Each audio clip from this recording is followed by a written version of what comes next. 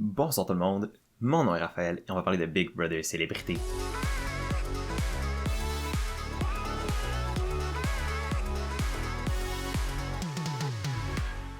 L'épisode 63 a été diffusé ce soir et on va s'en parler. L'épisode 63 qui était l'épisode de la deuxième épreuve du trio d'épreuves finales. Donc on allait pouvoir voir qui de Jean Thomas et Kim allait se qualifier pour affronter François lors de la troisième épreuve pour déterminer qui va être le dernier patron ou patronne de la saison.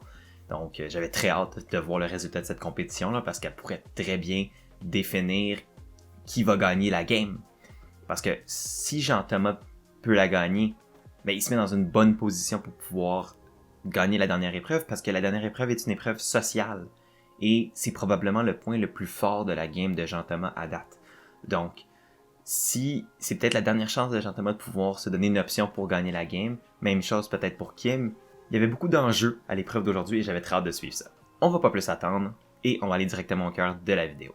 L'épisode a commencé avec une conversation entre Jean Thomas et François où ils ont un petit peu discuté des chances que François amène Jean Thomas à la fin si jamais c'était lui qui remportait la dernière épreuve du trio d'épreuves pour gagner le patron de la maison. Et François était très honnête, il n'y a pas beaucoup d'avantages pour lui d'amener Jean Thomas à la fin parce que Jean Thomas est beaucoup plus difficile à battre que Kim, ce qui est vrai. François a tout à fait raison. Je pense que tout le monde le sait que Jean Thomas va être difficile à battre. Fait que là, ce que François a besoin pour essayer quand même d'être convaincu par Jean Thomas, c'est d'un argument massu pour prouver pourquoi ça serait quand même bon de l'amener, même si ça va être plus difficile.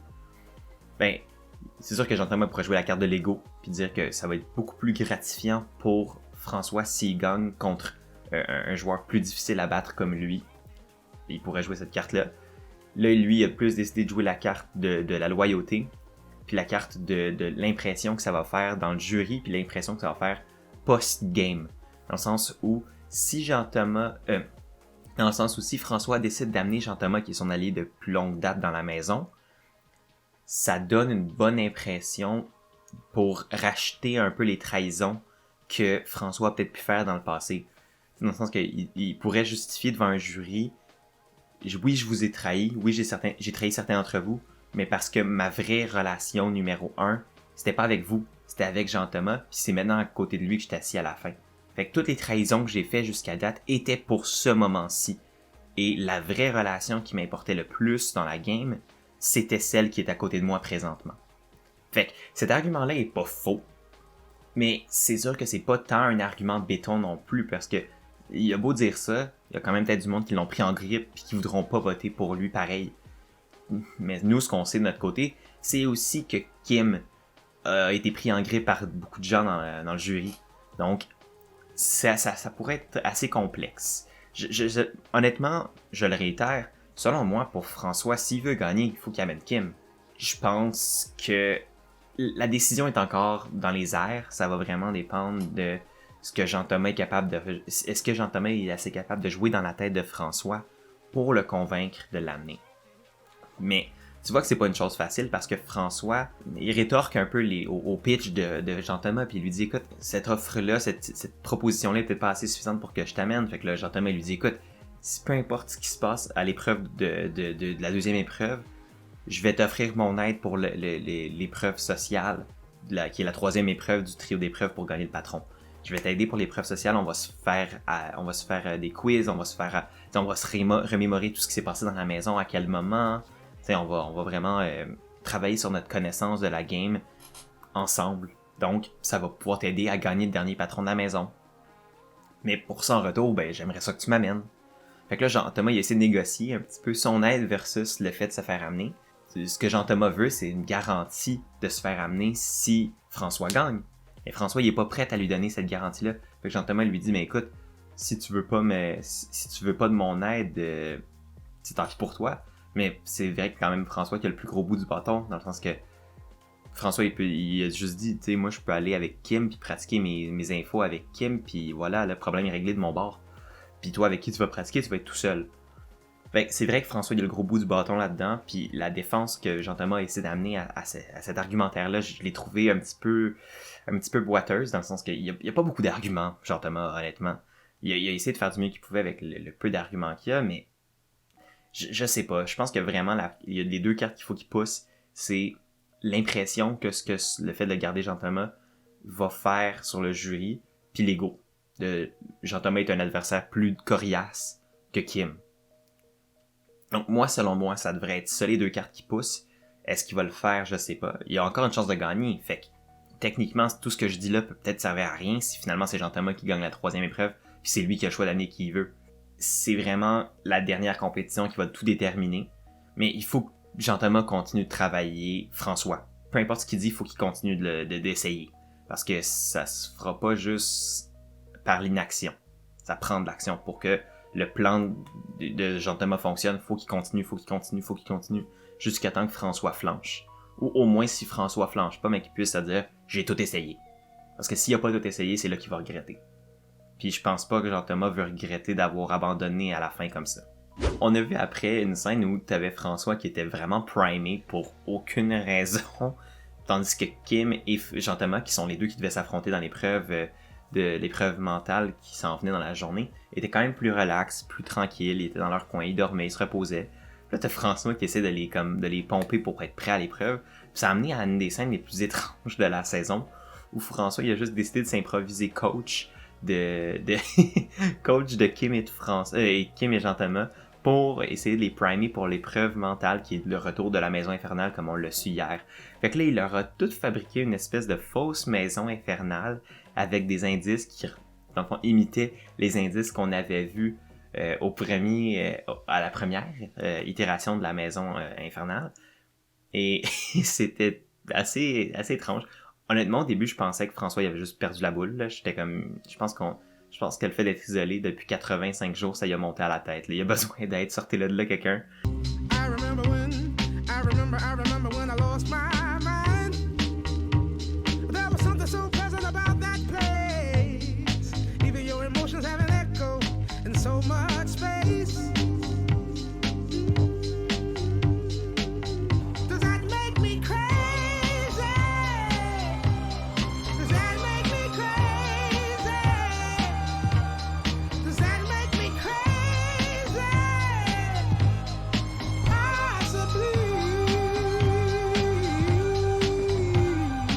J'ai envie de te dire ta gueule, surtout si c'est normal, ça.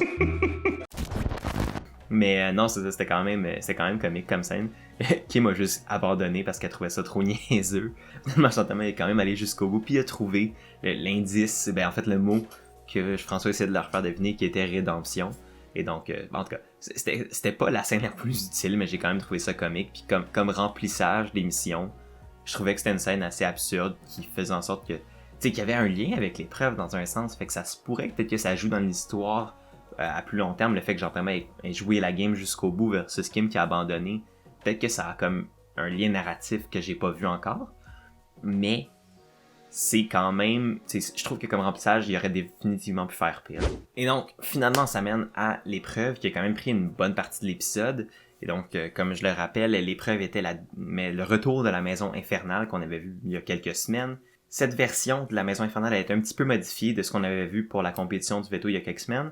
Dans le fond, au lieu d'avoir un temps limite de 30 minutes, les joueurs ont un temps illimité pour trouver la solution, mais ils peuvent prendre des indices pour les aider dans leur recherche de la réponse finale. Par contre, à chaque indice qu'ils demandent, ils reçoivent une pénalité de 10 minutes à leur temps final. Puis dans le fond, de la manière que ça fonctionne, c'est très similaire à ce qu'on avait vu précédemment, sauf qu'au lieu de devoir trouver une combinaison de chiffres, une combinaison de mots qui allait pouvoir leur permettre de trouver un autre mot qu'il allait là devoir trouver dans la maison. Là, ce qu'ils ont dû faire, c'est aller résoudre différentes énigmes pour trouver une série de chiffres qu'ils allaient devoir dire à Big Brother, qui allait ensuite leur montrer un ordre de lettres, qui allait après ça devoir, eux, me remettre dans le bon sens pour pouvoir accéder au cadenas qui barrait la porte et pouvoir sortir de la maison. Donc, la manière que ça fonctionne, ils vont un à la suite de l'autre. Donc, c'est François qui a pigé qui allait commencer et c'est Kim qui va commencer. Donc, Kim fait l'épreuve en premier. Jean-Thomas attend dans une pièce isolée. Et François est dans la chambre du patron avec la caméra qui lui montre tout ce que Kim fait et ce que Jean-Thomas va faire. Et qui va nous faire des petits commentaires tout le long de l'épreuve, comme un commentateur de hockey. Ce que j'ai trouvé quand même drôle. Et donc là, l'épreuve commence. Et Kim y va à toute allure.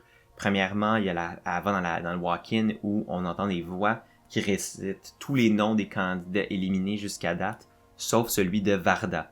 Donc, l'indice est Varda, mais pas son nom, mais la semaine à laquelle elle a été évincée si je me trompe pas.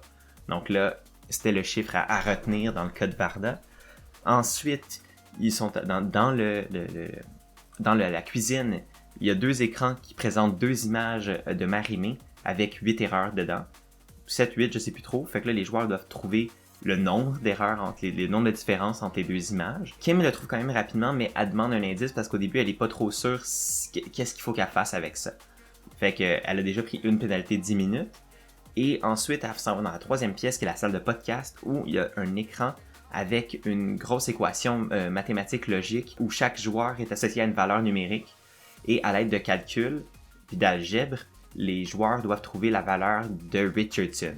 Ça, c'est l'épreuve, c'est la section du truc qui a vraiment bloqué Kim.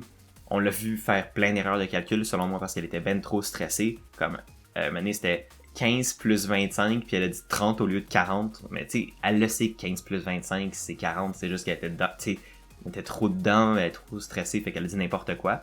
Mais donc, c'est ça, fait que finalement, elle a fait une couple d'erreurs. Elle a dû demander un indice à Big Brother, donc elle a pris une autre pénalité de 10 minutes. Donc, on l'avait essayé plusieurs choses, finalement, elle a trouvé la réponse. Et elle est allée au salon pour tenter plusieurs réponses devant Big Brother. Et elle a écrit certains de ces trucs sur le divan à l'aide de son doigt, juste pour comme avoir une représentation plus visuelle des chiffres qu'elle avait trouvés.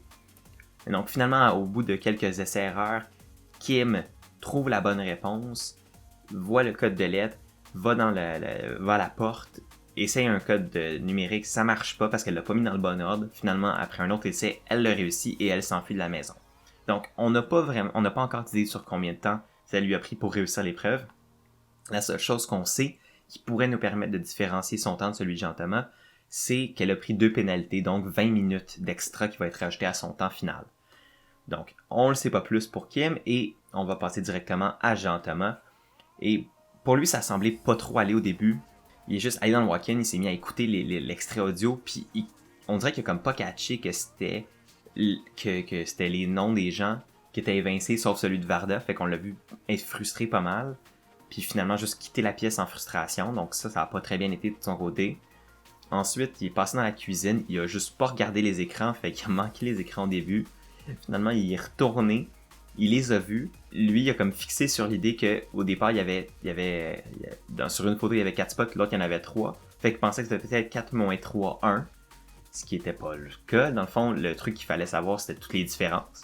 Fait que là aussi, il y a eu de la misère.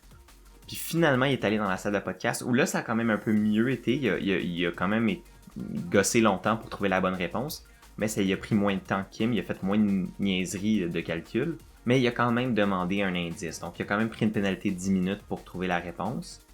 Et non seulement ça, mais c'est que justement, quand il est allé dans le salon pour aller comme tenter des chiffres et tout ça, il a vu que Kim avait écrit sur le divan. Fait que là, moi, quand j'ai vu ça, je me suis mis à capoter. J'étais comme, si c'est la chose qui donne la victoire à Jean-Thomas, mon cerveau va fondre. À quel point, c'est une erreur tellement niaiseuse de la part de Kim, mais tu sais, elle y a pas pensé. Puis à quel point c'est le meilleur coup de chance pour Jean-Thomas ever. Mais on sait pas tant si ça a eu un impact parce que je sais pas si les numéros qu'elle avait écrits étaient tant les bons. Mais ce qui est quand même pas con de la part de Jean-Thomas, c'est qu'après qu'il ait trouvé les 2 chiffres de Richardson, il s'est dit, écoute, tout ce que j'ai à faire, c'est aller tester les 2 autres chiffres parce que j'ai juste 100 possibilités de chiffres possibles. Parce que considérant que il y avait les 2 chiffres du milieu qui étaient 19, il y avait juste les de 0 à 100 pour placer dans les 2 options. Fait que au final, il a juste pu tout runner les chiffres de 0 à 100 dans l'ordre pour pouvoir finalement tomber sur la bonne combinaison. Mais ce qui a été smart de la part de Jean-Thomas, c'est qu'au lieu de partir de 1, 2, 3, 4, il est parti de 99, 98, 97. Je pense que le truc, c'était genre quelque chose comme 87 ou quelque chose du genre. Fait que le fait de partir du haut au lieu du bas fait en sorte qu'il a trouvé la réponse beaucoup plus vite qu'autrement. Donc, finalement, il a été capable de trouver le code de 4 chiffres, même s'il n'avait pas compris 2 des 4 indices. Et il a pu aller rentrer le code dans le cadenas et il est sorti. Donc là, tout ce qu'on sait sur leur performance pour l'instant, c'est qu'il y a une différence de pénalité de 10 minutes, et on sait pas si les problèmes que Jean-Thomas a eu au début et les problèmes que Kim a eu dans le problème de maths ont vraiment fait une différence. Fait que là, finalement, on a appris que le gagnant de l'épreuve est...